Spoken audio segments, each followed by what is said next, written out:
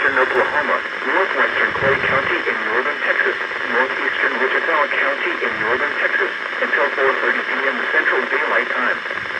At 3:35 p.m. Central Daylight Time, a severe thunderstorm was located near Burnett, moving northeast at 40 miles per hour. This is a very dangerous storm.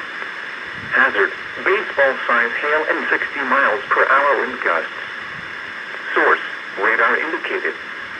Impact: people and animals outdoors will be severely injured. Expect shattered windows, extensive damage to roofs, siding, and vehicles. Locations impacted include northwestern Wichita Falls, Burnett, Walters, Geronimo, Granfield, Temple, Rainlet, Devol, Columbia, Shepherd Air Force Base, Taylor, Charlie, and Cauchin. This includes Interstate 44 between mile marker 0 and 29. A tornado watch remains in effect for the warned area. Tornadoes can develop quickly from severe thunderstorms. This is a dangerous storm. Prepare immediately for large destructive hail capable of producing significant damage.